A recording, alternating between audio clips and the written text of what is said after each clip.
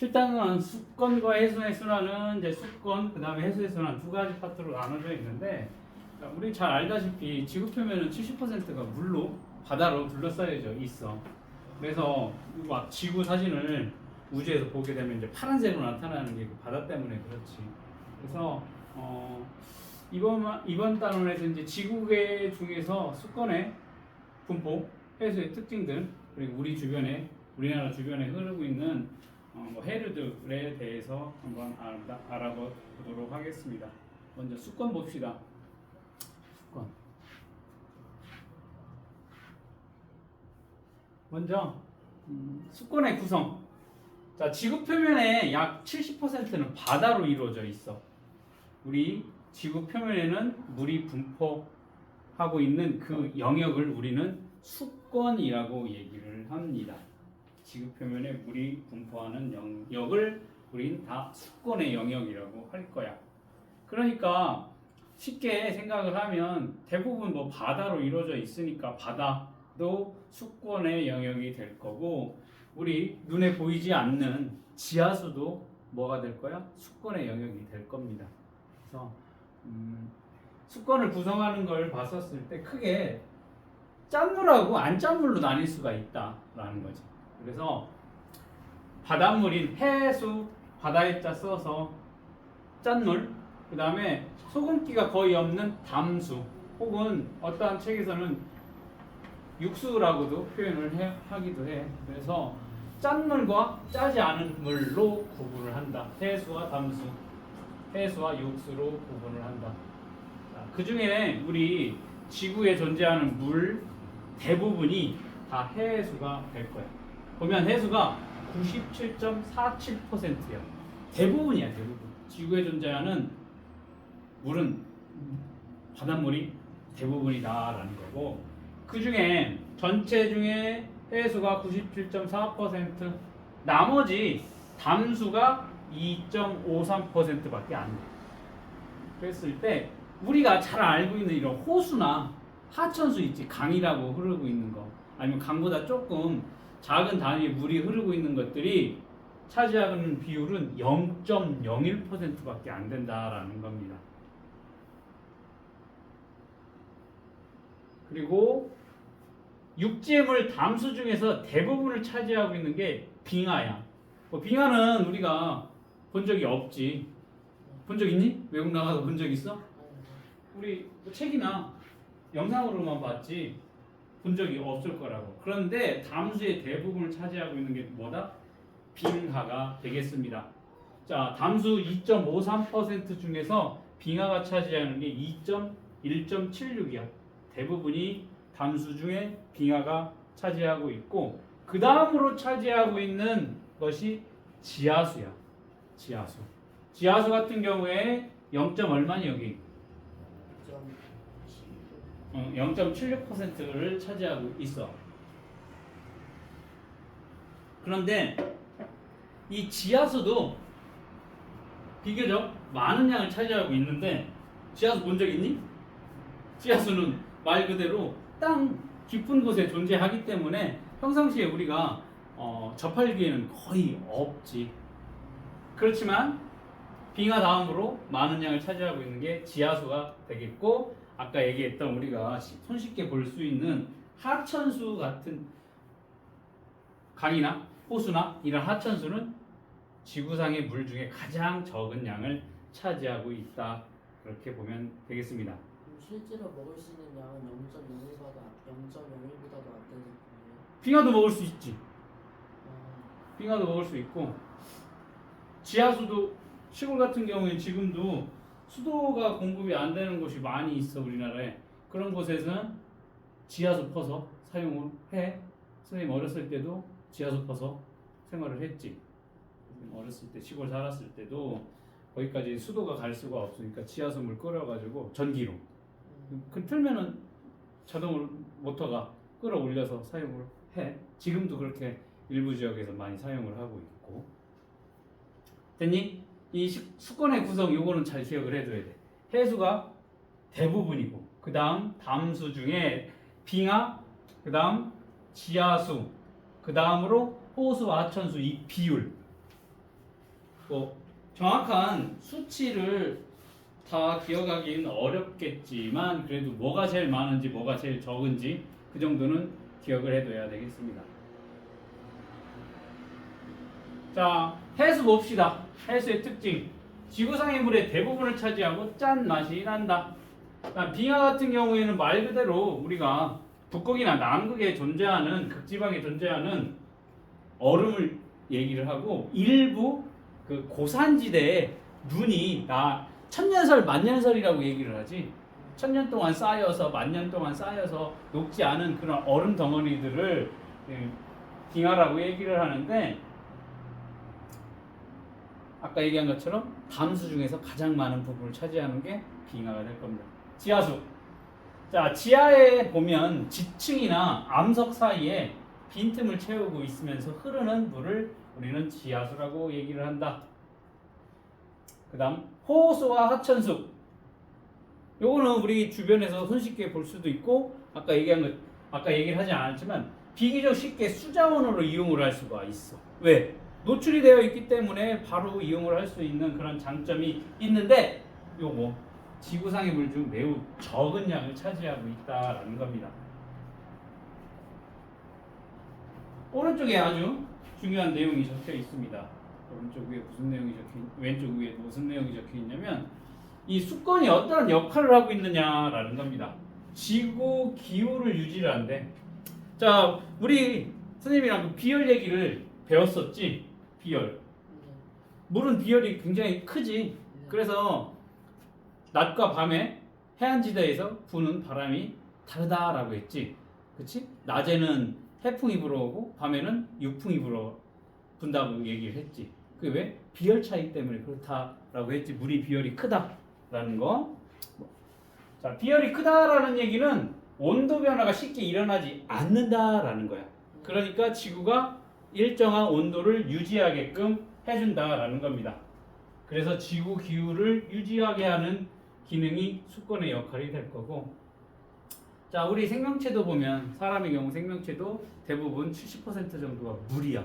이렇게 생명체를 유지하는데 수건의 역할을 하고 있다라는 겁니다. 그 다음 물이 순환을 해. 산꼭대기에서 물이 내려가면서 어때? 굽이쳐 흘러가면서 지표면을 깎기도 하고 어느 곳에 그 습격한 그 퇴적물들에 의해서 지형이 새로 생기기도 하고 바다의 벽을 깎기도 하고 이런 식으로 지형을 변화를 시키기도 합니다. 그 다음 지속적으로 해수가 바닷물이 이동을 하지. 그치? 그걸 이제 해류라고 하는데 그건 다음 시간에 좀 더 자세하게 배울 건데 적도 지방이 있는 과잉된 열을 어디로 보내주겠어? 극지방으로 보내주게 될 거야. 이런 식으로 열을 운반하는 기능도 있습니다. 이게 수건의 역할이 되겠다라는 거 참고사항으로 알아두면 되겠습니다. 자, 우리 자원으로서 물이 어떠한 역할을 하는지 금방 얘기한 것처럼 생명체를 이루는데 물이 굉장히 중요하다. 기본 물질이 될 겁니다. 그러니까 생명 유지에 필수적으로 필요한 것이 물이 되겠습니다. 그 다음 일상생활에서 이 물이 없이 생활을 할 수 있을까? 라는 거지. 맞니? 오늘 씻고 나왔니? 네. 씻었어? 네. 씻은 거야? 물이 없었어? 좀 덜 씻은 것 같은데? 맞아? 아니야? 물 없어 봐. 양치뿐만 아니라 세수, 머리 감는 거, 목욕 같은 것들. 그리고 그것뿐만 아니라 먹는 거 설거지라든지 아니면 세탁이라든지 이런 것들이 다 물이 필요할 거고 그 다음 밥 먹어야지. 그런 필요한 우리가 음식물을 섭취하는 농작물들을 재배하는데도 반드시 물이 필요할 거고 우리가 쓰는 다양한 공업용 제품들 다 물이 필요하겠다라는 겁니다. 그 다음에 뭐 우리가 외국 나가게 되면 비행기 타고 가겠지만 배를 타고 갈 수도 있겠고 그 다음에 많은 양의 제품들이나 원료들이나 그런 것들은 비행기를 가지고 운반하기에는 굉장히 비싸지. 그러니까 커다란 배로 이러한 물건들을 운송해 올 수도 있습니다. 그래서 운송 통로로도 이용이 되기도 합니다. 그래서 우리 여기 보면 인류 문명을 유지하는 데 있어서 굉장히 중요한 역할을 하고 있는 것이 물이다라고 보면 되겠습니다. 자, 이걸 조금 더 자세하게 알아볼 거야. 자, 수자원. 수자원은 뭐야? 말 그대로 수권에서 자원으로 사용할 수 있는 물을 수자원이라고 합니다. 자, 그래서 이러한 수자원을 사용 용도에 따라서 이제 네 가지로 나뉘게 될 건데 농업용수, 공업용수, 생활용수, 하천, 유지용수 등으로 나뉠 수가 있습니다. 자, 그러면 여기 우리나라의 수자원 이용하는 이 비율 요거는 꼭 기억을 해둬야 될 거야. 가장 많은 우리나라. 수자원 중에서도 금방 얘기했던 농업용수가 41%고 그 다음에 하천 유지용수, 그 다음에 생활용수, 공업용수 순으로 된다라는 거 요거 퍼센테이지까지 기억을 하기 조금 어려울 거니까 누가 제일 많고 그 차례는 꼭 기억을 해둬야 될 겁니다. 자, 우리나라에서 가장 많은 수자원 이용 농업용수라고 했습니다. 41%야. 농업용수는 말 그대로 농사를 짓거나 농사뿐만 아니라 우리 벼농사, 벼농사도 짓고 그 다음에 과수원을 한다거나 아니면 다양한 작물들을 키우는 것도 농업용수가 될 거고 가축을 기를 때 사용하는 물도 농업용수에 들어가게 된다. 우리 치킨 먹고 닭 키우는데 소고기 먹고 돼지 먹고 하는 그런 가축을 키우는데 필요한 물도 농업용수에 해당이 될 겁니다. 그래서 우리 식량 생산에 필수적인 물이 농업용수가 되겠습니다. 그렇다 보니까 얘네는 주로 지하수나 저수지의 물을 끌어다 사용을 하게 된다라는 겁니다. 실제적인 예로 선생님은 농사를 지어봤기 때문에 선생님이 직접 지은 건 아니고 선생님이 아버지가 농사를 지었기 때문에 시골 살아서 그때 벼는 항상 물에 잠겨져 있는 거 알고 있니? 그 논이라고 하는 데는 물이 항상 있어야 돼. 벼는.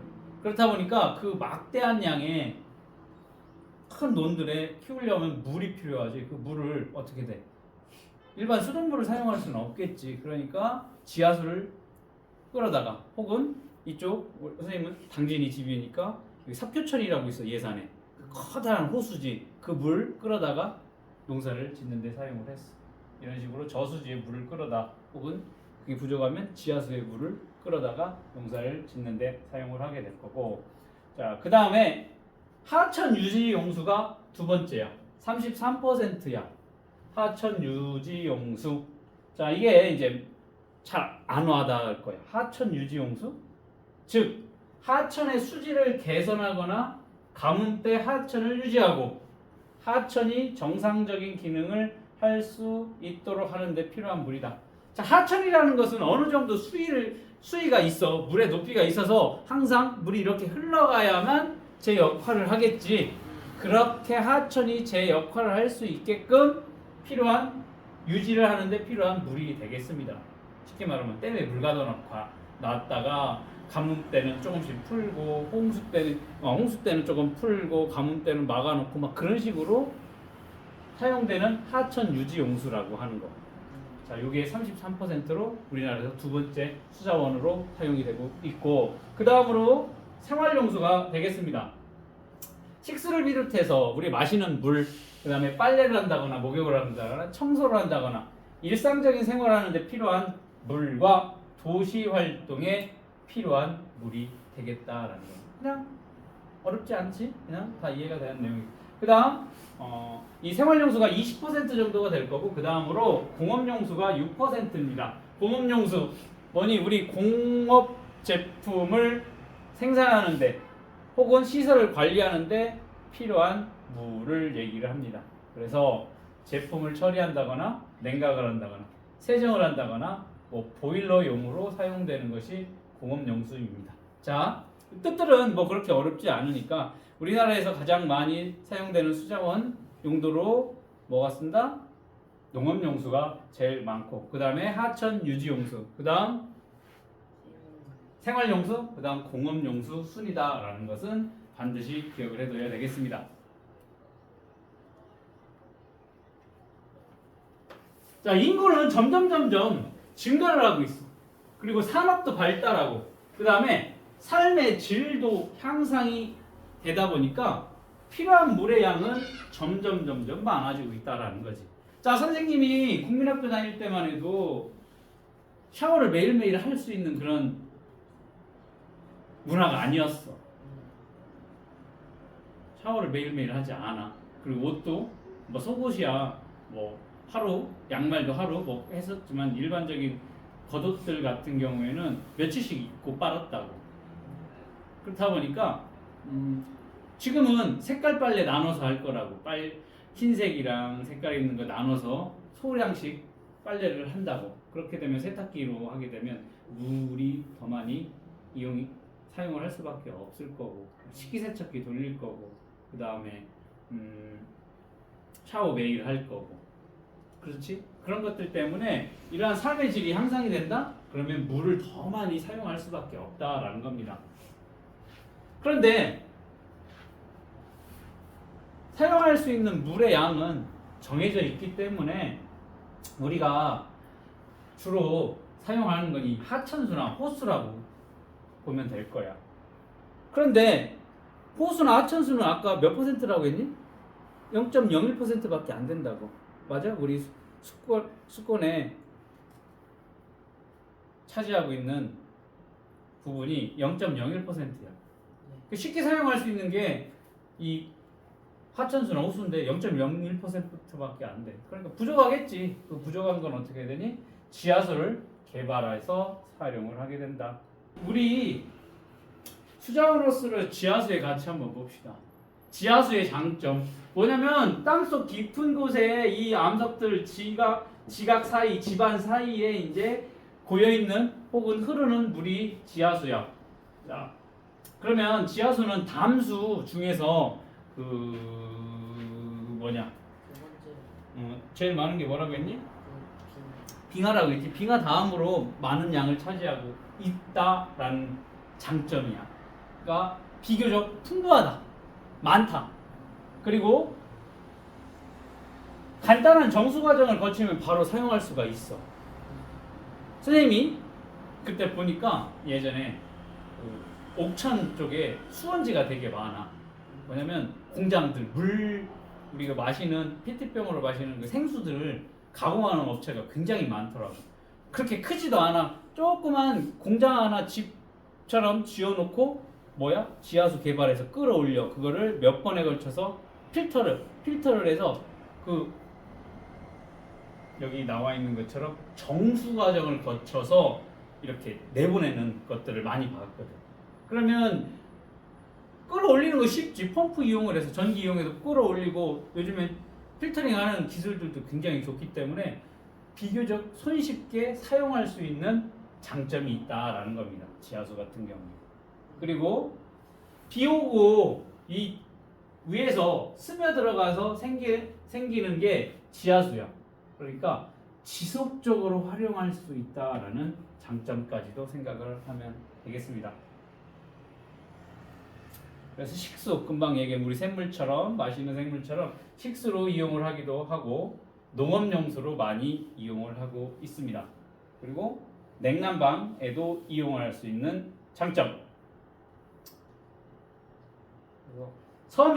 섬 같은 경우에서는 거기까지 물을 우리가 상수도를 공급을 못하니까 지하수댐을 설치해서 활용을 하기도 한다라는 거. 그리고 우리는 물을 지금 퐁퐁퐁퐁 쓸 수 있는 그런 도시에 살고 있지만 아직까지도 우리나라에서 물 부족해서 화장실도 제대로 못 가는 지역이 굉장히 많다라고 보면 될 겁니다. 화장실도 못 가. 그러니까 빨래는 생각을 할 수도 없어. 마시는 물도 부족하니까. 그런 가뭄이 있는 곳에서도 이렇게 지하수를 개발을 한다.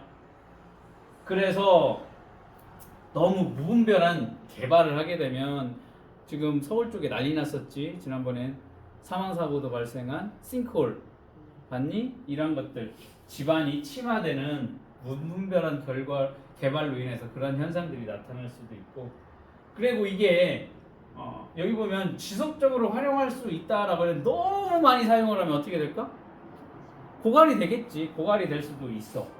그리고 여기는 어떻게 돼? 빗물 같은 것들 빗물이 위에 흐르던 물이 밑으로 들어가는 거기 때문에 쉽게 오염이 될 수도 있겠지.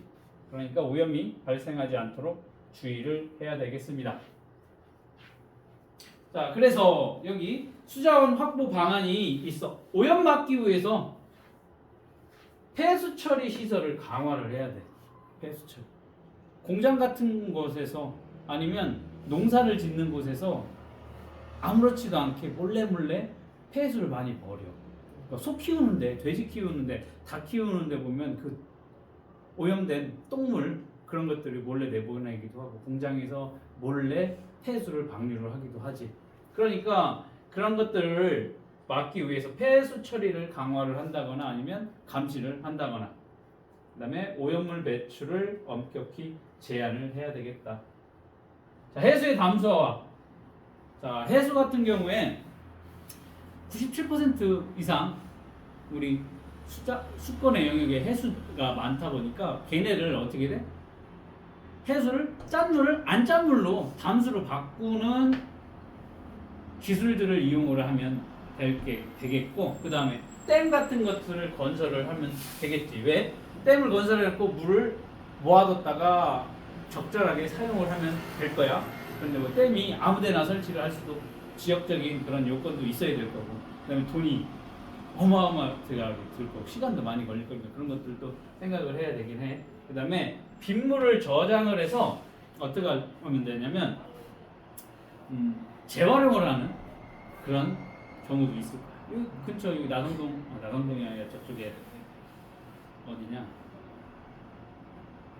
교보문고 지금 교보문고가 옮겨갔지? 그 교보문고 옮겨간 그 동네 건물이 교보문고가 있는 건물이 그 빗물 모아가지고 화장실 용도로 사용을 하고 있다라고 선생님이 알고 있거든? 화장실 오줌 들어갔는데 거기 이렇게 적혀 있더라고. 그 물 내려가는 거 있지? 그 소변기에 물이 내려가는 거 빗물을 모아서 사용을 한다고 하더라고. 자, 이런 식으로 빗물을 저장해서 수자원 공급을 늘릴 수도 있겠다. 자, 이제 해수 담수화 같은 경우도 짠물을 안 짠물로 담수로 만드는 뭐 그러한 기술들 개발을 지금 많이 하고 있지. 왜? 담수가 워낙 적다 보니까 이런 해수를 담수로 만드는 기술들이 많이 개발을 하고 있는 실정이 되겠습니다. 자, 우리나라 수자원의 특징 봅시다. 전체 강수량, 내리는 강수량 중 바다로 유실되는 양이 비교적 많다라는 특징이 있습니다. 그리고 강수량도 보면 여름에 많이 집중이 될 거고 계절별로 강수량의 편차가 굉장히 크지. 그렇다 보니까 가을 같은 경우, 봄 같은 경우에는 강수량이 굉장히 적지. 거기다 이제 건조하니까 바람도 심하게 불어서 얼마 전에 굉장히 큰 산불로 인해서 어려웠었던 그런 상황들도 있을 겁니다. 이게 이제 강수량이 일부 여름에 집중되어 있다라는 그런 특징들, 우리나라의 수자원 특징도 기억을 해두면 되겠습니다. 수권의 대부분은 뭐가 차지하게? 그렇지, 해수가 차지를 하게 될 겁니다. 담수 중 두 번째로 많은 양, 그러니까 뭐니? 지하수가 되겠네. 지하수는 간단한 정수 과정으로 바로 사용할 수가 있다라는 거. 해수의 특징 알아보도록 하겠습니다. 바닷물의 특징이 어떤 게 있는지. 자, 해수의 연직 수온 분포. 해수의 연직 수온 분포 말 그대로 깊이에 따라서 수온 분포가 다르다라는 겁니다. 바닷물의 경우에. 그래서 이 깊이에 따라서 세 개의 층으로 우리는 구분을 하게 될 겁니다. 그래서 맨 위에 층이 혼합층, 그 밑에 층이 수온 약층, 그 다음 심해층 세 가지로 우리 깊이에 따라서 구분을 하게 된다라는 건데 뒤에 탐구 있으니까 탐구를 먼저 보고 얘기를 해보도록 하겠습니다. 자, 일단 가장 위에가 혼합층이라고 했고 그 밑에가 수온 약층, 깊은 곳이 심해층이라고 얘기를 했습니다. 자, 여기 탐구에서는 해수의 연직 수온 분포를 알아보는 실험인데 깊이에 따라서 이게 이제 바닷물이라고 놓고 깊이에 따라서 수온을 측정을 해볼 건데 그 아까 세 개의 층이 나눠진다라고 얘기를 했지 어떠한 요건에 따라서 이 층이 나뉘게 되는지를 한번 알아보도록 하겠습니다. 자, 수조에 이제 물을 채울 거야.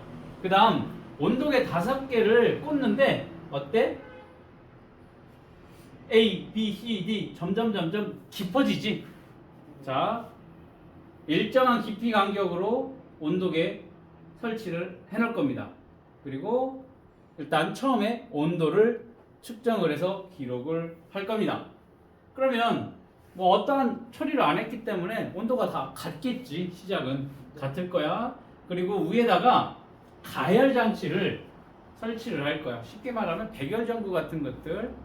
백열전구가 일반적인 이러한 형광등보다는 온도가 더 높으니까 이런 가열 장치를 설치를 해놓고 온도를 측정을 해볼 겁니다. 그랬더니 여기 가열 장치하고 가까운 부분은 온도가 금방 올라갈 거고 깊어질수록 수온은 낮아지게 된다라고 되어 있습니다. 그러면서 이번에는 가열 장치를 비춰가면서 선풍기로 여기서 바람을 일으킬 거예요. 선풍기로 바람을 일으켜서 수온이 일정하게 유지됐었을 때 다시 온도계의 온도를 측정을 할 거야. 그랬더니 여기 수면 여기가 수면이잖아. 수면 부분에 수온이 일정한 층이 생기게 되더라라는 겁니다. 됐어? 간단하지? 물의 깊이에 따라서 온도를 측정을 하는데 그냥 가열만 했었을 상태. 그 다음 여기 선풍기로 바람을 불어넣고서 온도를 측정을 해보자 라는 겁니다. 자, 이럴 때 유의점 봅시다. 가열 장치가 물 표면을 고르게 비추도록 설치를 해야 돼. 이게 뭐냐면 봐봐.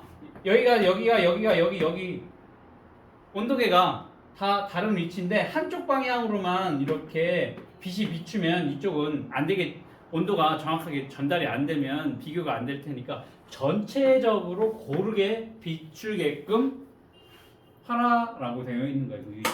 이거 이해되지? 똑같은 조건이 돼야 돼. 자, 이렇게 조건을 달리해서 온도를 한번 측정을 해봤더니 먼저 가열하기 전이야. 가열하기 전에는 온도계의 깊이가 1cm, 3cm, 5cm, 7cm, 9cm로 깊어지는데 가열 전에는 다 20도씨로 일정을 했어. 그런데 위에 가열을 했더니 가열한 부분이 가까운 곳은 온도가 높고 깊어질수록 온도는 여전히 낮다라는 걸 볼 수가 있습니다. 여기 봐봐. 7cm 들어갔을 때 9cm 들어갔었을 때는 가열 전이나 똑같아. 그치? 가열하더라도 깊은 곳까지 열이 전달이 안 됐다라는 거야. 맞니?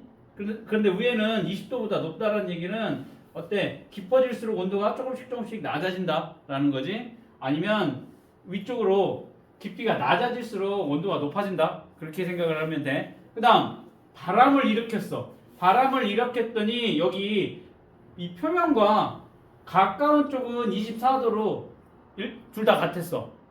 여기 봐봐. 여기 바람을 일으키기 전에는 온도 차이가 있었어. 1cm랑 3cm A, B. 그런데 바람을 일으켰더니 요 A, B의 온도차가 없어. 그리고 약간 조금 더 낮아지고 이렇게 낮아지고. 자, 그러면 오른쪽에 바람을 일으키는 경우에 20도, 22도, 24도 세 개의 층으로 나눠지는 걸 볼 수가 있어. 됐니? 자, 이것까지 분석을 하면 돼. 그래서 이걸 가다가 그대로 어디다가 놨어? 그래프로 한번 봤어.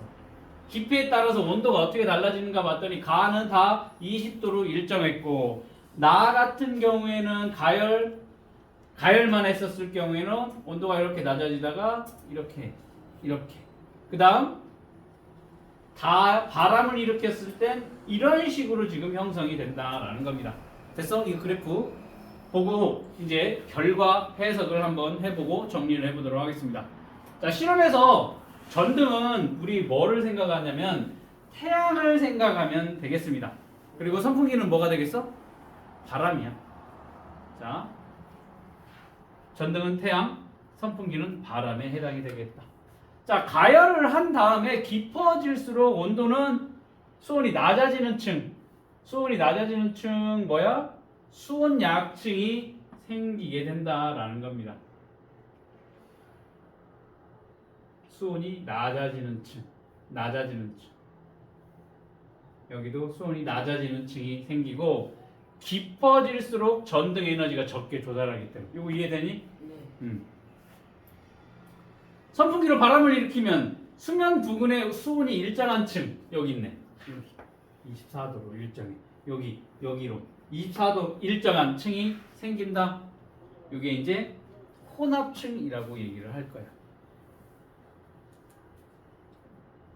바람이 불어서 위에 1cm 부근, 그러니까 수면의 표면하고 약간 3cm까지를 어떻게 돼? 위아래를 섞어주는 역할을 하기 때문에 말 그대로 혼합층이라고 이름을 붙여놓은 거야. 온도가 일정하게 유지가 되는 혼합층. 그 다음에 금방 전에 얘기하는 깊어질수록 온도가 점점 낮아지는 수온이 약해져. 온도가 낮아져. 수온 약층이라고 이름을 붙여놨다라는 겁니다. 됐어? 그러면서 여기 혼합층이 생기는 건 뭐야? 바람에 의해서 위에 물과 아래 물이 이렇게 섞기 때문에 혼합층이 생기게 된다라는 겁니다. 됐어? 그러면 여기 문제 한번 풀어볼까? 실험 3의 결과 몇 개 층으로 구분이 되니?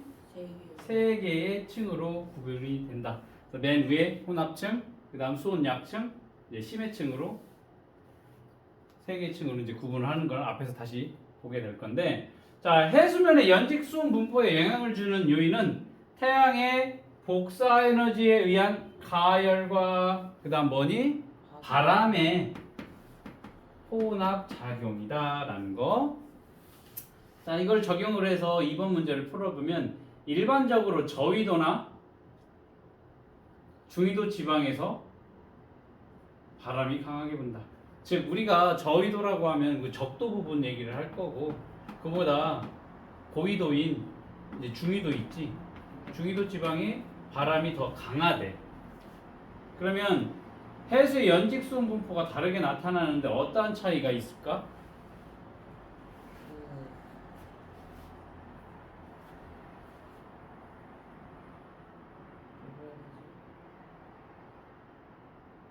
바람이 강하게 불 거야. 중위도가. 중위도 지방의 응. 바다가 뭐가? 중위도 지방에. 바다가 응. 저위도 지방의 바다보다 더 차갑다. 자, 요거 생각하라. 요 모범 답안은 이거야. 저위도 지방은 바람이 적게 불 거니까 혼합층이 두꺼울까 얇을까? 두께가? 혹시 위에 있는 데죠?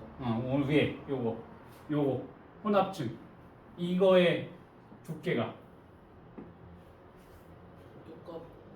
바람이 세게 불면 이게 더 깊은 바닷속까지 섞어줄 거잖아. 네. 그러면 이 온도가 똑같은 깊이가 바람이 강할 때 깊어질까, 바람이 약하게 불 때 깊어질까? 바람이 별로 안 셀 때 깊어져? 자, 여기가 물 표면이야. 자, 물 표면이야. 여긴 바람이 이렇게 불어. 여기는 바람이 조금밖에 안 불어. 그러면 얘는 이렇게 강하게 섞일까? 강하게 섞일까? 얘가 강하게 섞일까? 셀 때가 얘 셀 때가 강하게 섞이겠지. 네. 약하게 불 때는 여기서밖에 이렇게 순환이 안 되겠지. 네. 그러면 이 수온약층이라고 하는 요 두께가 얘가 두꺼울까? 얘가 두꺼울까? 셀 때가 얘가 수온약층의 두께가 더 두껍겠지. 네. 이게 뭐래? 중위도래. 여기는 저위도래. 맞아? 그러니까 저위도 지방보다 중위도 지방에 바람이 세니까 위아래로 섞어주는 그 깊이도 더 깊어질 거니까 결국에는 해수의 연직수온 분포, 즉 이 혼합층의 두께가 누가 더 두껍다? 중위도 지방이 더 두껍다. 그런 식으로 정리를 하면 되겠습니다. 자, 이게 어려워. 왜? 지금 앞에 부분을 다 안 배우고 했기 때문에 다시 앞으로 갈 거야. 자, 금방 해수는 아까 뭐라고 했냐면 깊이에 따라 수온 분포에 따라서 혼합층, 수온약층, 심해층으로 구분한다라고 했습니다. 그래서 바닷물 표면 쪽에 혼합층 그리고 그 밑에 수온약층 그 밑에 이제 심해층으로 구분한다라는데 자 여기 햇볕에 의해서 태양 복사 에너지가 이렇게 흡수를 할 거야. 그러면 어느 부분이 지금 이 부분하고 조금 더 깊은 부분하고 아주 깊은 부분이라고 했었을 때 어느 부분에 태양 복사 에너지 흡수량이 많을까? 혼합층. 가장 표면 쪽이 제일 많겠지. 그리고 깊어지면 깊어질수록 이 태양 에너지 양이 점점 줄어들겠지. 그렇다 보니까 자 여기 보면 여기 수온을 분포하는 요 수온이야. 어때? 이쪽으로 갈수록 온도가 높다라는 얘기지. 그러면 혼합층을 보게 되면 혼합층의 온도는 여기야. 그에 반해서 수온약층은 온도가 점점 낮아져. 심해층은 온도는 아예 낮아. 왜 그래?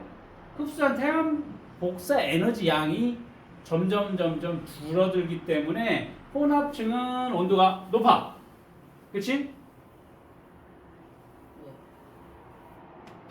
그리고 바람에 의해서 위아래 물을 섞어주는 역할을 할 거야. 그러니까 혼합층의 온도는 높아. 그리고 일정한 구분이 일정한 구역이 나타나게 된다라는 거야. 왜? 바람에 의해서 물 위아래를 섞어주기 때문에 이 정도까지는 수온이 일정하게 유지가 된다라는 거야. 그게 뭐야? 혼합층의 구간이야.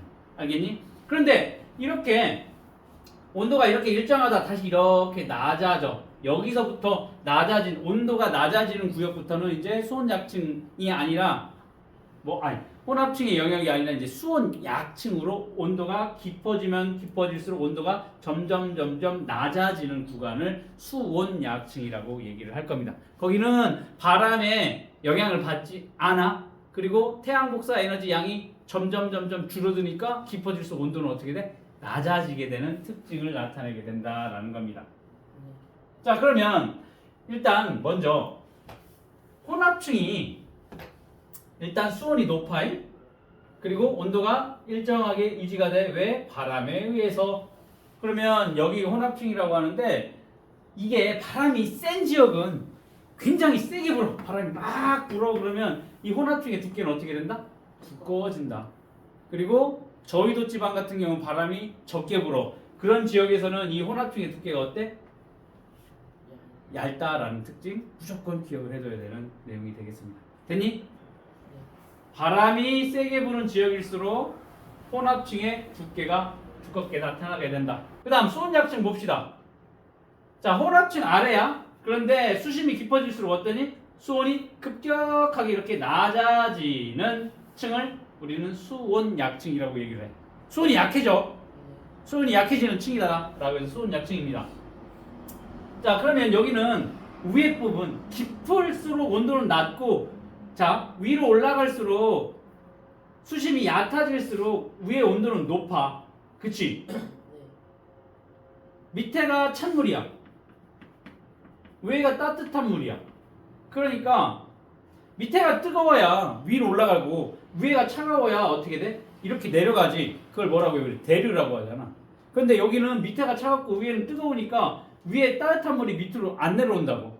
밑에 찬물은 그냥 가만히 있으려고 한다고. 그치? 밀도에 의해서. 밀도 차이에 의해서. 그렇다 보니까 이 수온약층 같은 경우는 해수의 연직운동이 일어나기 어려운 층이 된다라는 거야. 연직운동 뭐야? 밑에 물이 위로 올라가려고 하고 위에 있는 물이 밑으로 내려오려고 안 한다고. 그치? 자, 우리가 알고 있는 것들은 욕조에 앉아가지고 반신욕을 한다라고 하면 뜨거운 물은 위쪽으로 가고 엉덩이 쪽은 찬물로 올 거야. 그렇게 되면 뜨거운 물은 식으면 다시 밑으로 내려오고 이런 식으로 뭐가 일어나니? 대류 현상이 일어나. 냄비에서 이렇게 뭐를 불을 이렇게 하면 뜨거운 물 위로 올라갔다가 다시 식으면 뭐 이런 대류 현상이 나타나는데, 여기는 위에서 뭐야 태양 복사 에너지 양이 점점 줄어들면 찬물, 여기 뜨거운 물이야. 그러니까 얘네는 위엔 뜨겁고 밑엔 차가우니까 얘네가 서로 섞이지 않아. 대류 현상이 일어나지 않으니까 얘네는 연직 운동, 물이 이렇게 뒤집어지는, 위에 물이 밑으로 내려오고 밑에 있는 찬물이 위로 올라가는 이러한 연직 운동이 안 일어나. 그러니까 매우 안정된 층이 되겠다라는 겁니다. 그래서 위에 층에는 혼합층이 있고 밑에 층이 심해층이 있지. 수온약층을 중심으로 위에 혼합층, 밑에 뭐가 있어? 심해층이 있어. 그러니까 여기 사이에, 여기 안정된 상태로 물이 그냥 존재를 하니까 위, 아래, 위 혼합층과 심해층 사이로 뭔가 물질이 교환을 한다거나 에너지가 이동하는 현상을 막아주는, 차단하는 역할을 해주는 게 이 수온약층이 하는 일이 되겠습니다. 자, 그리고 여기 보면 심해층이 있어. 깊은 층이야. 바다의 깊은 층 같은 경우에는 태양 복사 에너지가 도달하지 않아. 깊으니까. 그래서 여기는 항상 수온이 낮다라는 겁니다. 얼마로? 4도씨 이하로 매우 낮은 층이 심해층이 되겠습니다. 자, 심해층 같은 경우에는 비교적 심해층의 윗부분 아주 깊어 층 간의 온도 변화가 거의 없는 층이 심해층의 특징이 되겠습니다. 그래서 얘네는 계절의 영향도 안 받아. 막 얼때가 안 오는 거죠.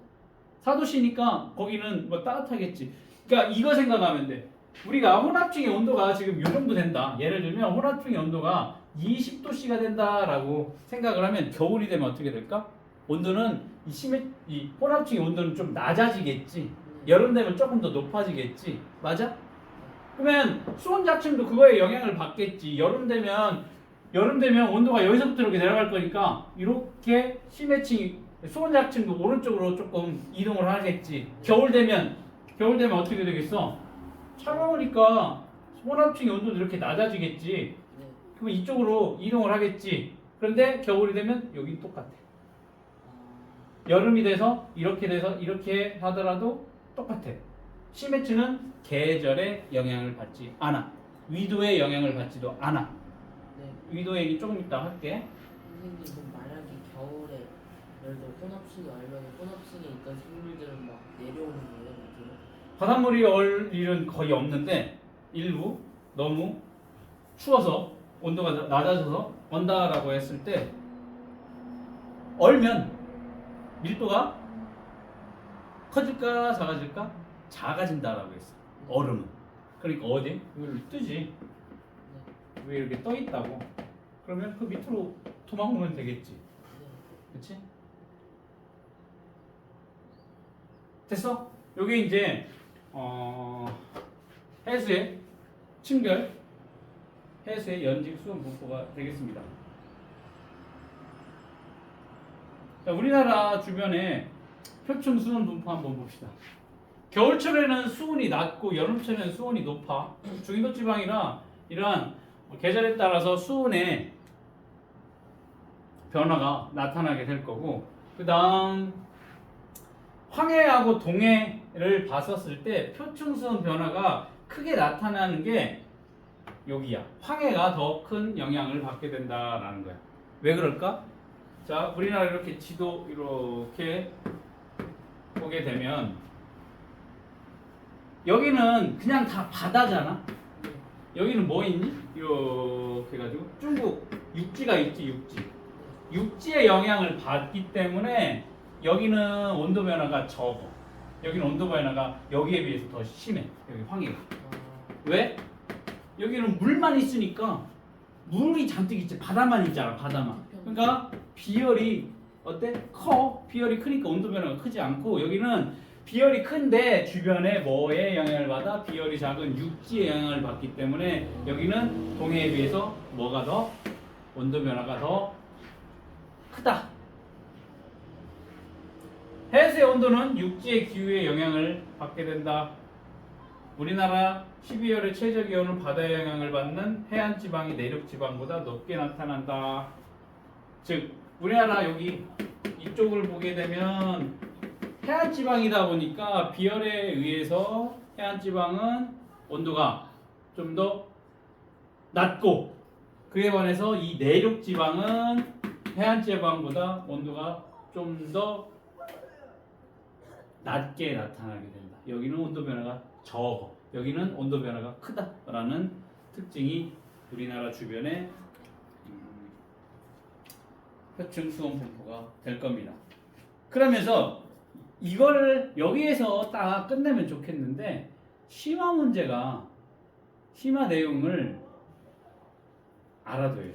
우리 해수의 수온 분포, 염분 분포, 수온 분포만 보자. 이 심화 내용 한번 볼 건데, 이걸로 이제 시험 문제 많이 나오게 될 거니까 이것도 꼭 알아둬야 되는 개념이 되겠습니다. 여기 보면 위도별 연직 수온 분포를 볼 겁니다. 위도별 적도 지방권의 즉 저위도 지방하고 우리나라 같은 중위도 지방하고 그다음에 극지방의 고위도 지방에 나타나는 연직 수온 분포를 볼 거야. 자, 저위도 봅시다. 저위도는 우리가 태양을 이렇게 놓고 봤었을 때 여기가 적도잖아. 그러면 태양 복사 에너지를 이렇게 그대로 다 받지. 그리고 여기 중위도는 약간 기울어지고 극지방은 이래. 그렇다 보니까 태양 복사 에너지 양이 적도 부분 저위도가 커. 태양 복사 에너지 양이 고위도로 갈수록 적어지게 된다라는 겁니다. 그렇다 보니까 표층 수온이 높다라는 특징. 저위도. 그리고 저위도는 바람이 약하다고 했어. 그렇다 보니까 혼합층이 잘 발달하지 않거나 얇게 발달을 한다. 그리고 표층, 물이 있는 시작되는 그 표층하고 심해층의 수온차가 커서 수온 약층은 뚜렷하게 발달한다라는 겁니다. 이게 뭐냐면 요거야. 지금 이거 얘기를 안 해놓고 이 세 가지 색깔의 그래프를 보고 우리는 이게 고위도인지 중위도인지 저위도인지를 맞출 수 있어야 돼. 이거 없이, 설명 없이도. 왜냐면 지금 여기까지가, 얘는 빨간색은 여기까지가 뭐냐면 혼합층이고 얘는 여기까지가 혼합층이야. 시작을 할 때 지금 빨간색은 수온이 거의 어디니? 24도 가깝지, 25도에 가깝지. 여기 봐봐. 여기 온도가 지금 몇 도야? 24도잖아. 얘는 중위도가 아니라 뭐야? 저위도야. 저위도라고. 적도 지방이니까 온도가 높다고. 여기는 지금 한 18도 정도 되지. 여기는 뭐야? 중위도 거다라는 거 알 수가 있어. 여기는 항상 온도 5도밖에 안 되니까 뭐니? 저위도다라는 것을 알 수 있어야 돼. 자, 그러니까 이거 색깔로 여기 나타났어. 여기 저위도, 중위도, 고위도입니다라고 했었을 때 이거 얘기 안 해도 우리는 이게 저위도, 중위도, 고위도다라는 걸 알 수가 있어. 자, 바람이 약하니까 얘는 어떠니? 여기 혼합층의 두께가 이만큼밖에 안 돼. 얘는 혼합층이 어때? 이만큼 두꺼워. 왜? 바람이 강하게 부는 곳이 어디기 때문에? 중위도기 때문에. 얘는 고위도는 여름에도 낮아, 겨울에도 낮아. 그러니까 고위도는 없어. 사계절 내내 심해층하고 온도 차이가 없다라는 특징이 있을 겁니다. 자, 중위도 봅시다. 바람이 강하게 불어서 혼합층이 두껍게 발달한다. 금방 얘기한 거고, 고위도, 태양 복사 에너지 양이 고위도는 이렇게 적어. 그렇기 때문에 표층, 심층 온도차가 없이 항상 계절에 상관없이 온도가 낮고, 혼합층도 없어. 수온 약층 발달하지 않고 항상 일정하게 온도가 낮은 게 뭐야? 심해층, 고위도 지방의 연직 수온 분포가 되겠습니다. 이런 식으로 나타나는 거랑 얘랑 똑같아. 얘를 잘 기억을 해둬야 돼. 위도에 따라서 혼합층의 두께가 두껍고 수온 약층도 마찬가지로 두께가 두껍게 나타나는 것들을 잘 기억을 해둬야 돼. 위도 0도가 적도인 거죠? 위도 0도, 여기 저위도, 적도, 여기 고위도, 여기 중위도, 고위도 순으로 되어 있다라는 거. 혼합층이 이거밖에 안 된다. 뭐가 돼? 저위도. 혼합층이 두껍다. 중위도. 네. 혼합층이 거의 없다. 고위도. 이런 식으로 보면 될 거야. 자, 이번엔 염분 보자. 염분을 알아볼 건데 먼저 염류라고 얘기를 하는 거야. 염류. 자, 잘 기억을 해둬야 되는 개념이 될 겁니다. 해수에 녹아 있는 여러 가지 물질들을 우리는 염류라고 얘기를 할 겁니다. 그러니까 바닷물 속에 보면 염화나트륨도 있고, 그 다음에 염화마그네슘도 있고, 황산마그네슘도 있고, 황산칼슘, 황산칼륨, 이런 식으로 다양한 물질들이 녹아져 있어. 이런 것들을 다 통틀어서 우리는 염류라고 얘기를 할 겁니다. 자, 바닷물 1000g을 1kg을 떠서 봤었을 때 그 부분에 965g이 물이고 20 염류가 전체가 35g 정도 들어 있어. 그 중에 가장 많은 부분을 차지하는 게 뭐야? 염화나트륨이다라는 거야. 뭐? NaCl, 염화나트륨. 바닷물 찍어 먹어봤니? 짜? 찍어 먹어본 적은 없는데. 짜지? 네. 토할 정도로 짜. 조금만 먹어도. 그게 왜 그래? 염화나트륨이 가장 많이 있고. 그 다음에 짠 게 그냥 짜지 않아. 약간 써. 네. 써가면서도 짜. 그 쓴 거는 이 염화 마그네슘 때문에 그래. 자, 그래서 여기 다른 건 몰라도 이게 염화나트륨이 27.21g, 염화 마그네슘이 3.81g. 요거 수치는 몰라도 이거는 기억해야 돼. 바닷물 염류 중에서 가장 많은 부분을 차지하는 게 염화나트륨. 그 다음에 염화 마그네슘이다라고 하는 요 첫 번째로 많은 거, 두 번째로 많은 거, 요거 순서는 기억을 해둬야 돼. 알겠니? 수치는 기억할 필요는 없지만 염류 중 가장 많은 걸 차지하는 게 뭐다? 염화나트륨. 그 다음 두 번째가 염화 마그네슘이다라고 하는 그 순서만 기억을 해두면 되겠습니다. 이 비율은 그럼 바닷물마다 다 똑같은 거예요? 그거 나와. 오늘 배울 제일 중요한 게 그거야. 그 비율이. 자, 이러면 이 염류라는 게 왜 바닷물이 왜 짜냐는 거지. 바다가 왜 짜? 맷돌 장수가 맨날 소금을 만드는 그 맷돌을 훔쳐가지고 바다로 도망갔다가 그래서 짜냐는 거지. 아니지.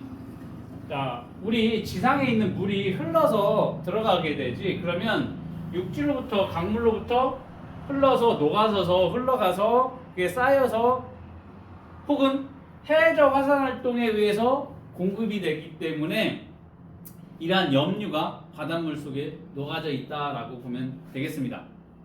됐니? 해수 속에 있는 여러 가지 물질들을 우리는 염류라고 얘기를 할 겁니다. 자, 그러면서 다음 개념, 염분이 있어. 염분. 우리가 염분 농도가 어떻게 될까요? 라고 얘기를 할 때 그 염분은 여기 무조건 기억을 해둬야 돼. 자, 해수 1kg이야. 기준이 얼마야? 1kg이다 라는 거예요. 1kg에 녹아있는 염류의 총량을 그람수로 나타낸 것을 우리는 염분이라고 하는 거예요. 자, 염분이라는 개념 잘 기억을 해둬야 돼. 해수 얼마? 1kg, 즉 1000g 기준이야. 1000g 속에 녹아있는 염류의 총량을 그람수로 나타낸 것을 우리는 염분이라고 얘기를 해. 알겠어? 염분이 뭐라고? 바닷물 얼마? 1kg에 녹아져 있는 염류를 그람수로 나타낸 거다라고 하는 거야. 자, 그러면 단위가 있겠지. 단위. 염분의 단위는 PSU가 있고 퍼밀도 있어. PSU 같은 경우는 실용 염분 단위라고 얘기를 해. 여기 봐. 집중해. 실용 염분 단위라고 하는데 이걸 어떻게 측정하냐면 우리 일기압하고 15도씨 상태의 해수 표면을 해수를 갖다 떠놓고 여기다가 전기 전도도를 측정을 한 게 PSU야. 어렵지? 그런데 간단해. 여기다가 물 갖다 놓고 실온에 놓고 여기다가 전구 꽂아 놓고 염분 단위 그냥 측정을 하면 될 거지. 과거에는 퍼밀을 많이 썼어. 퍼밀. 이건 뭐니? 이건 뭐야? 그 퍼센트 여기 하나 공이 하나 더 붙였네. 이건 뭐야? 천분율이야. 아까 얘는 백분율이라고 했잖아. 얘는 천분율이야.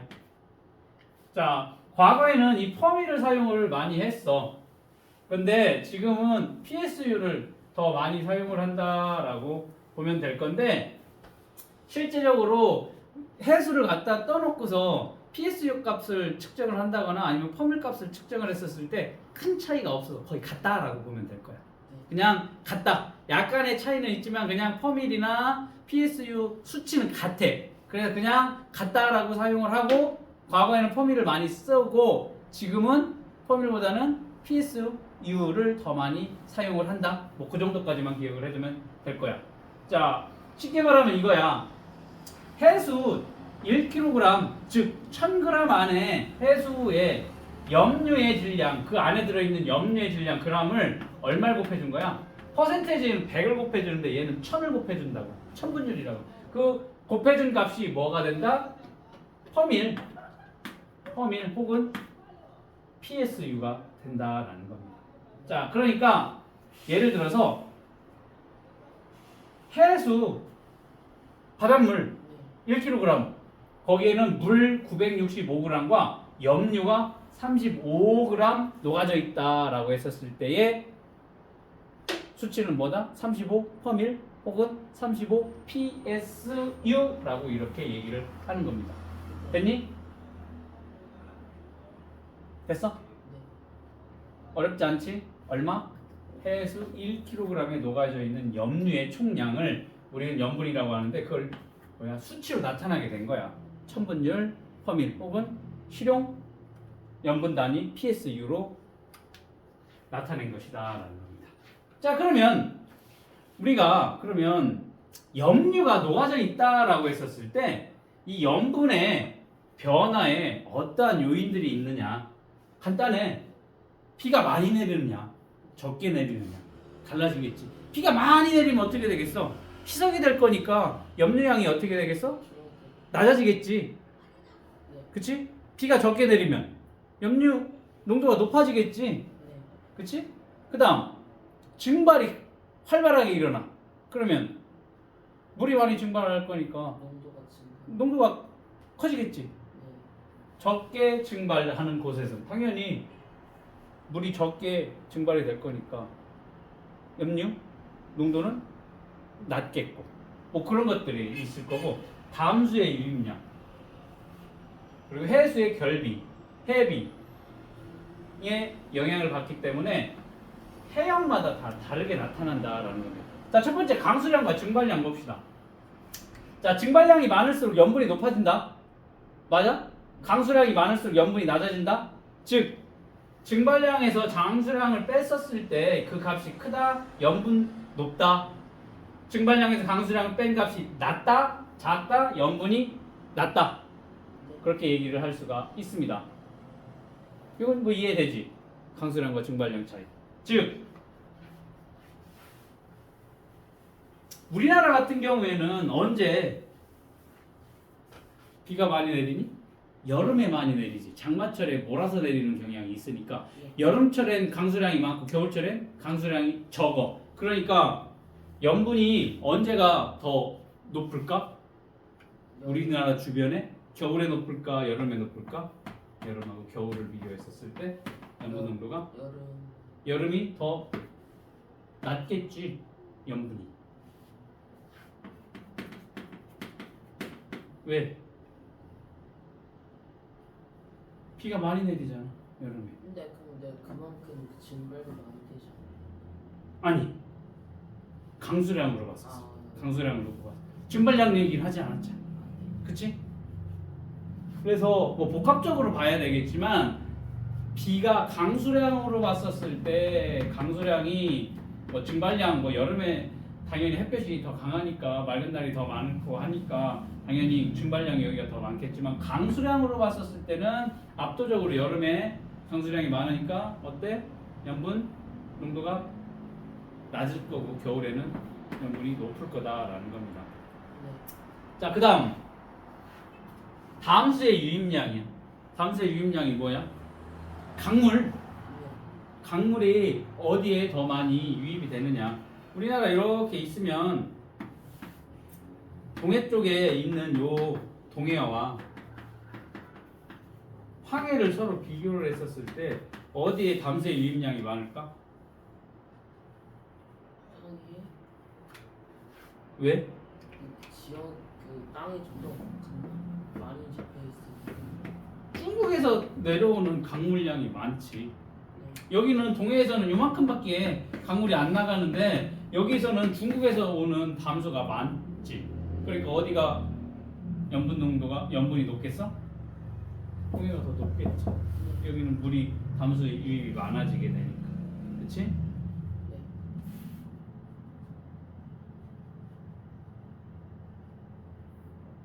그리고 여기 육지와 가까운 곳하고 조금 멀리 떨어진 곳하고 비교를 하면 어디가 염분이 높겠어? 멀리 떨어져 있는. 그치. 여기 담수 유입이 여기 머니까 덜 영향을 받겠지. 그러니까 여기가 더 높다. 그것까지 생각을 하면 될 거고. 해빙과 결빙이 있어. 해빙은 뭐니? 빙하가 녹는 것을 해빙이라고 하고, 결빙은 바닷물이 어는 거야. 그러니까 빙하가 녹는 해역에서는 염분이 어떻게 돼? 낮아질 수밖에 없지. 물이 많아질 거니까. 그리고 바닷물이 어는 해역에서는 바닷물이 어떻게 돼? 다 얼어버리니까 염분은 높아지게 된다라는 겁니다. 됐어? 염분 변화 요인 이거 잘 기억을 해두면 되겠습니다. 그러면서 오늘 배우는 내용의 가장 하이라이트가 되겠습니다.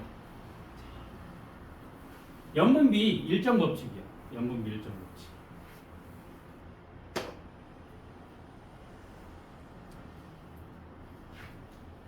아까 우리나라 보면 황해하고 동해하고 어때? 염분 차이가 있다라고 했지. 네. 장소에 따라서 염분은 달라. 그치? 동해, 황해 달라. 분명히 남해도 다를 거고. 자, 장소에 따라서도 염분은 다르게 될 거고, 한 장소다라고 해도 계절에 따라 다를 거라고. 그치? 같은 장소인데도 비가 많이 내릴 때도 있고 적게 내릴 때도 있기 때문에 달라지겠지. 맞아? 그런데 해수는 끊임없이 순환하고 골고루 섞이게 될 거야. 바람의 영향을 받아서 해류가 흘러가듯이 계속 어때? 섞이다 보니까 해수 중에 녹아있는 염류들 사이에 뭐라고 했냐 아까? 순이 네가 얘기한 비율은 항상 일정이야. 자, 염분과 관계없이 항상 일정하다라는 거야. 이 얘기가 뭐냐면 우리나라 동해의 염분 농도는 33 PSU야. 그에 반해서 홍해라고 하는 곳의 총 염류량은 40 PSU야. 여기 북극해 같은 경우에는 염분이 얼마냐면 30이야. 30 PSU야. 자, 어디가 더 농도가 높니? 홍해가 제일 높지. 남극이 북극이 염분 농도가 낮아. 이렇게 염분이 지역에 따라 다 달라.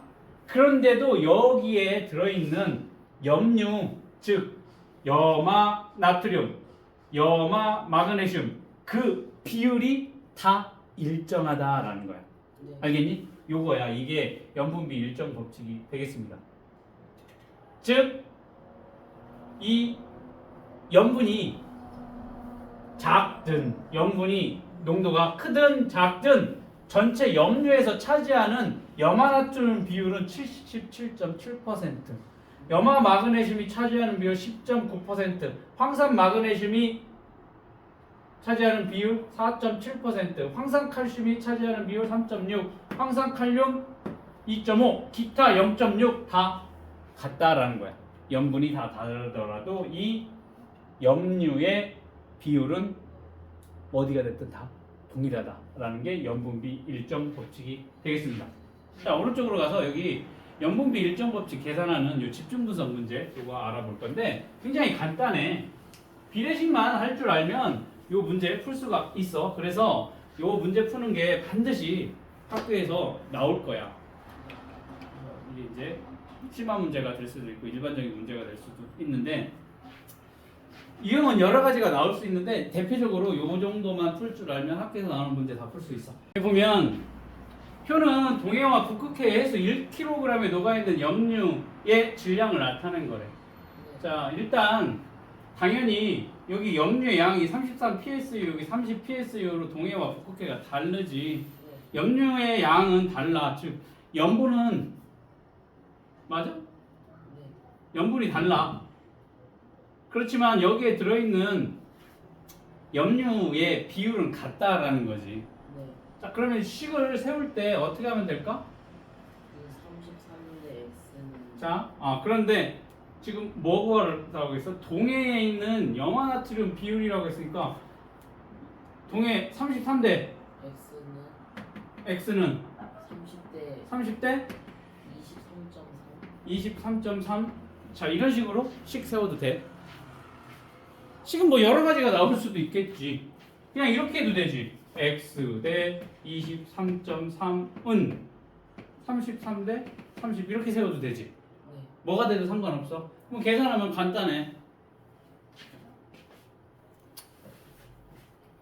자, 계산하다가 혹시 틀릴 수가 있기 때문에 내항의 곱, 외항의 곱 이건 다 알지? 네. 그러면 어떻게 하면 돼? 33 곱하기 23.3 23.3 나누기 얼마 해주면 되니? 30 해주면 되겠네. 네.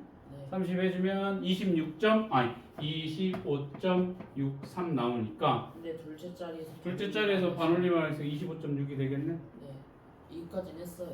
여기 25.6g이 될 겁니다. 자, 그 다음 두 번째 거.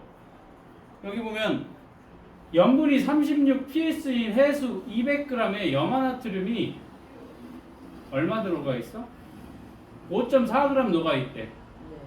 자, 그러면 염화나트륨 염분이 40 ps에 400g이 포함된 염화나트륨 양은 몇 g인지 구하래. 이거 어떻게 하고 하면 돼? 그 잠시만요. 그 해수 200g에다 뭐2 곱해가지고 그 해수 그 염화나트륨의 양 뭐라 해야 되지? 해수의 양을 똑같이 만들. 뭐 여러 가지가 있겠는데 얘를 그냥 1kg 기준으로 바꿔도 되고 얘를 뭘로 하면 돼? 36 ps인 400g에 얼마 녹아져 있어 염화나트륨이 그러면? 10.8g 녹아져 있대. 그치? 그러면 36에 얼마 녹아져 있대? 10.8. 그러면 40 ps일 때 얼마? x. x 이렇게 계산하면 되겠지. 맞아? 이렇게 계산했니? 네. 그러면 40 곱하기 10.8 나누기 얼마 있어? 36 했네? 네. 36 하면 얼마 나오니? 12. 12 나오게 되네. 12g. 이런 식으로 계산하면 될 거야. 됐어? 식만 잘 세울 수 있으면 돼. 이때 중요한 거 뭐니? 여기는 200g 기준으로 얘기를 했으니까 서로 맞춰주라고. 얼마로? 400으로 맞춰주면 되겠다. 아니면 다 100g, 1kg으로 다 바꿔놓고 계산해도 돼. 네. 이런 식으로. 이렇게 해도 되고, 자, 여기 36 psi 얼마? 1000으로 바꿔. 1000g으로. 그러면 얘 얼마 되면 5 곱해주면 되겠지. 네. 그러면 57g이 될 거야. 그러면 얘도 40으로 해놓고 계산해놓고 400g에 포함이 될 거니까 어떻게 해주면 돼? 곱하기 400분의 1000. 나눠주면 되지. 네. 그치? 곱하기 그렇게 해도 되고. 네, 그럼 좀 더 복잡해지는 거 아니에요? 상관없어. 복잡해지는데 자기 편한 대로 하면 돼. 이렇게 400, 400으로 맞춰서 해도 되고 아니면 얼마니? 1000으로 맞춰가지고 1000으로 맞춰놓고 계산을 해도 돼요.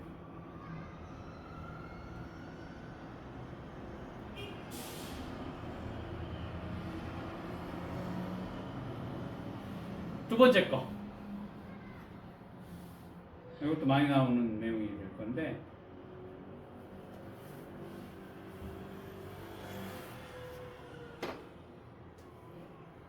A, B 두 해역에 해수 1kg에 포함된 염류의 양을 나타낸 거래. A의 경우에는 염화나트륨 23.3, 염화마그네슘 3.3, 황산마그네슘 몰라. 그리고 B 해역에는 염화나트륨 31.1, 가 몰라. 얘 황산마그네슘 1.9라고 했었을 때 가와 나에 들어가는 값을 구하라라고 했으니까 이렇게 하면 돼. 가부터 구하려면 23.3대 뭐 해주면 될까? 식 뭘로 세울래?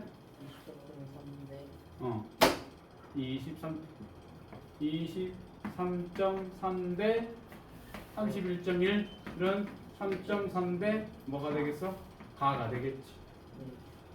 23.3대 나는 31.1대 뭐가 돼? 1.9 이런 식으로 세워도 되겠고 여러 가지가 세울 수 있어. 얘 대 얘는 얘 대 얘도 돼. 맞아? 23.3대 31.1은 33.3대 가 이렇게 세워도 되고 식이 여러 가지가 나올 수가 있어. 그래서 뭐 편한 대로 계산하면 되겠습니다. 3번 풀어볼까? 네.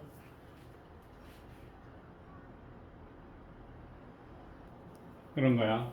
여기 보면 A, B 두 해역에 해수 1kg에 녹아있는 염류의 양을 나타낸 거래. A 해역에는 염화나트륨이 25.6, 염화마그네슘이 3.6, B 해역에는 염화나트륨 31.3, 염화마그네슘이 얼마인지 몰라. 그랬었을 때 B 해역에 해수 2kg에 녹아있는 염화마그네슘의 양을 구하라라고 했으니까 일단 뭐부터 구해야 되냐면 여기 얘네 비율이 같다고. 염류의 양은 다르겠지만 이 비율은 같을 거니까 B 해역의 염화마그네슘 양은 A 해역의 25.6대 얼마? 3.6은 B 해역인 31.3대 몰라. X로 놓으면 요거 계산하면 되겠지. 이거 계산하면 내항의 곱, 외항의 곱 이거 안다고 했지? 3.6 곱하기 얼마? 31.3이지. 그리고 나누기 뭐 해줘야 돼? 25.6 해줘야지. 자, 25.6 해줄 거야. 그러면 이 X값이 될 거라고. 얼마? 4.4015625 뭐 이렇게 쭉 나가게 될 건데 중요한 건 지금 요거는 1kg에 녹아있는 염류의 양이라고. 그런데 구하는 거 얼마? 2kg이라고. B에 2kg에 녹아있는 염화마그네슘이 될 거니까 뭐 해주면 돼? 곱하기 2만 해주면 되겠지. 얼마? 8.8이야.